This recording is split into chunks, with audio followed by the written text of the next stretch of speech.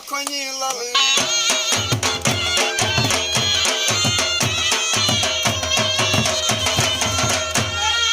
सच सुनताजदारो ये बहकर है चुप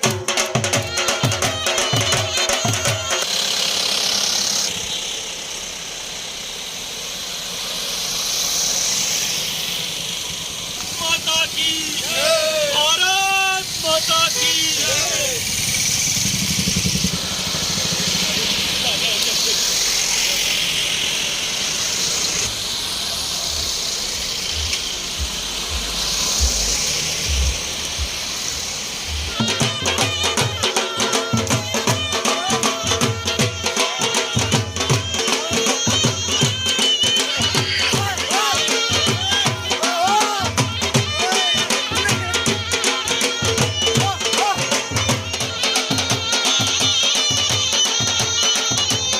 आज हमने यहाँ पर एक रिले की है जिसका इनकाद हमने नौपुरा से वया वागूरा विजर दुरामा वतरगाम एंड हमने कर दिया करीरी में। हमारे जो वजीर आजम श्री नरेंद्र मोदी जी ने 8 साल में जो काम किया है उसकी हम सराहना करते हैं और जो उसने यहाँ पर सेंटर स्पॉन्सर्ड स्कीम्स लॉन्च किए थे वो हमने लोगों तक पहुँचाए और हम इससे पहले भी 15 दिन तक हमारा जो काम चल रहा था हर एक घर में जाना और उसने वो उसका लाभ उठाया या नहीं उठाया हमने वो रिपोर्ट भी हमने सबमिट किया है। हम तमाम लोगों से गुजारिश करते हैं कि जो मोदी जी ने काम किया है यहाँ पर उसको हम ताही दिल से अपनी तरफ से अपनी कॉन्स्टिट्यूंसी की तरफ से वागूरा करीरी कॉन्स्टिट्यूंसी की तरफ से उसको सराहना करते हैं और मुबारकबाद देते हैं। मैं तमाम जितने भी लोग हमारे साथ आए हैं जो रिले में थे मैं उनका भी शुक्रगुजार हूँ। जो यहाँ पर पुलिस है पैरामिलिट्री फोर्स है जितने भी हमारे साथ हैं मैं उनको तहे दिल से अपनी तरफ से फिर से शुक्रिया अदा करना चाहता हूँ। भारतीय जनता पार्टी प्रवक्ता आज जो हमने रैली उसके बारे में तो आपको उन्होंने डिटेल से बता दिया। ज़्यादा लंबी चौड़ी बात ना करते हुए सिर्फ मैं एक बात पूरे कश्मीर के लोगों को संदेश देना चाहता हूँ कि टेररिज्म में और अमन में क्या फ़र्क है।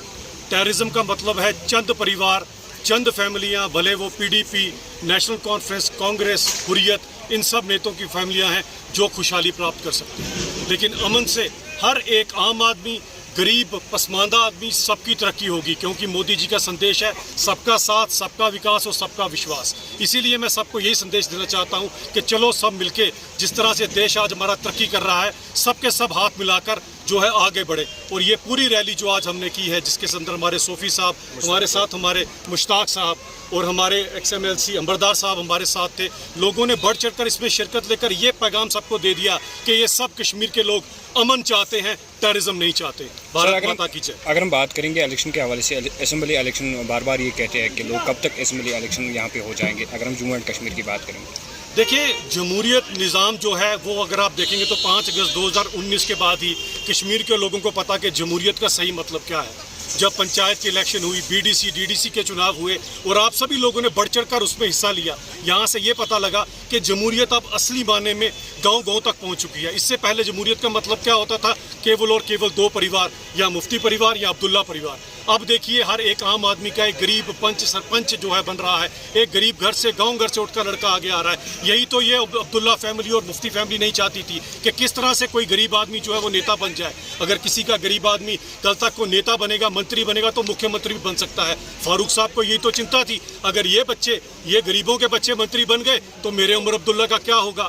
इसीलिए अगर आप देखें तो आज जो तरक्की हो रही है यही जमहूरियत निज़ाम होता है जो 2019 5 अगस्त के बाद लोगों को देखने के मिला और बहुत जल्दी उसी जमहूरियत के निज़ाम को आगे बढ़ाते हुए अगले इंतखाबात भी बहुत जल्दी हो जाए। सर अगर हम निपुल शर्मा की बात करेंगे बीजेपी जैसे कि आपने अभी कहा है कि यहाँ पे अमन और शांति रहनी चाहिए। निपुल शर्मा पे अभी तक बीजेपी ने कोई ऐसा बयान नहीं दिया है कि जिससे यहाँ के लोग ईश्वर अल्लाह नूर पाया कुदरत दे सब बंदे एक नूर से सब जग उपजिया कौन भले कौन बंदे। इससे ज़्यादा मैं कुछ नहीं की बात करेंगे क्योंकि पहली बार ऐसी रैली देखने को मिली है। इस हवाले से आप क्या बताना चाहोगे। आज खामोशी है कल शोर होगा। उनके कुछ साल थे हमारा पूरा दौर होगा। अभी भारतीय जनता पार्टी ने आज ये जो वोगरा संग्रामा कॉन्स्टिट्यूंसी है पहले ये संग्रामा कॉन्स्टिट्यूंसी थी बीच में डिलिमिटेशन कमीशन ने इसको टंगमर कॉन्स्टिट्यूंसी का नाम दिया था। और मैं समझता हूँ कि आपके यहाँ जो गुलाम मोहद्दीन सूफी साहब हैं जो आपके यहाँ ब्लॉक चेयरमैन हैं और भारतीय जनता पार्टी के सीनियर लीडर भी हैं। उनकी मेहनत और मोदी जी के आशीर्वाद से इस कॉन्स्टिट्यूंसी का नाम दोबारा वोगरा क्रेरी हो गया है। और इस वोगरा क्रेरी में पहली बार भारतीय जनता पार्टी के, मुझे लगता है पिछले 5 सालों से किसी भी पॉलिटिकल पार्टी ने कोई मोटरसाइकिल रैली नहीं की है। ये भी माना जाता है कि कोई पॉलिटिकल पार्टी अब ग्राउंड में लोगों के साथ राबिता जो है वो राबिता भी कट गया है। और मैंने बहुत बार अपने ये जो इस कॉन्स्टिट्यूंसी के लोगों से पूछा था कि आपका पार्लियामेंट मेंबर कौन है, तो शायद बहुत लोगों को मालूम ही नहीं है कि उनका पार्लियामेंट मेंबर कौन है। और जब मैंने पूछा कि क्या आपका पार्लियामेंट मेंबर आपके इलाके में दोबारा आया अपना वोट लेकर, तो मुझे लगता है कि 1% लोग ऐसे हैं जो ये मानते हैं कि वो उनको जानते हैं या उन्होंने उनको देखा है। तो हम भारतीय जनता पार्टी के लोग इस बार 15 दिन के लिए, जो प्रधानमंत्री जी के 8 वर्ष पूरे हुए हैं, उन 8 वर्षों में अब देख लीजिए 80 करोड़ लोगों को फ्री राशन मिला है सारे देश भर में। जो पहले वैक्सीनेशन हुई थी लगभग 60% वैक्सीनेशन हुई है, और सिर्फ हिंदुस्तान ही ऐसा देश है जहां फ्री वैक्सीनेशन हो गया है। आपको ये भी मालूम होगा कि वैक्सीनेशन के बाद जो प्रधानमंत्री का मन था कि आज अगर लोग बीमार होते हैं और गरीब गुरबा शायद अफोर्ड नहीं कर पाते हैं, तो उन्होंने जो एक गोल्डन कार्ड के नाम से सबको कार्ड इशू कर दिया है और 5 लाख रुपये तक आप वो खर्च कर सकते हैं। इस तरह से जो प्रधानमंत्री की जो दर्जनों स्कीम्स हैं, उन स्कीम्स की इम्प्लीमेंटेशन के लिए भारतीय जनता पार्टी का कार्यकर्ता गाँव-गाँव में और घर-घर में जाता था। बहुत सारे सियासतदानों ने अभी ये भी चर्चा की थी कि भारतीय जनता पार्टी सिर्फ शहरों में ही, सिटीज़ में ही मोटरसाइकिल रैली निकालती है। आज इस कॉन्स्टिट्यूंसी के सभी भारतीय जनता पार्टी के कार्यकर्ता, मुश्ताक साहब और हमारे एहसान साहब, सभी कार्यकर्ताओं ने ये भी दिखा दिया कि भारतीय जनता पार्टी शहरों में नहीं, गाँवों में भी जाकर लोगों को दिल जीतने की। सर, जैसे कि आपने पहले ही कहा है कि अगर हम सीनियर लीडर्स की बात करेंगे, बीजेपी के भी बहुत सारे सीनियर लीडर्स हैं, लेकिन अगर हम ज़िले बारामूला की बात करेंगे, पहली बार अगरचे मुश्ताक को चंद ही टाइम बीजेपी में हो गया, लेकिन बड़ी रैली निकाली है। जो आपके सीनियर लीडर्स हैं उन्होंने आज 5 सालों में ये नहीं किया। इसीलिए मुश्ताक साहब आगे बढ़ेगा, आगे सीनियर लीडर बनेगा। भारतीय जनता पार्टी किसी परिवार की पार्टी नहीं है। भारतीय जनता पार्टी में ये ज़रूरी नहीं कि महबूबा जी के बाद उसकी बेटी वहाँ चेयरमैन प्रेसिडेंट बने।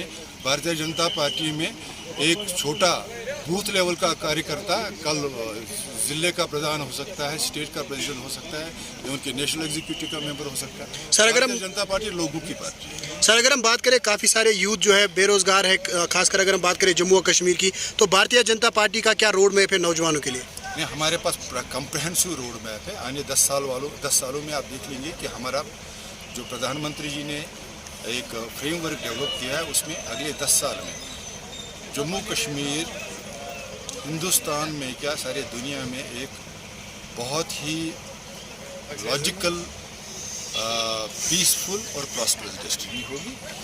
और इसमें ग्लोबल लेवल पे भी इन्वेस्टमेंट हो रहा है, थोड़ा सा और शांति का माहौल। और मैं यही इल्तिजा करूं कि आपके माध्यम से अपने सभी कश्मीर के भाई बहनों को कि ये टाइम आया है जब हम सब मिलकर वायलेंस को ना करें।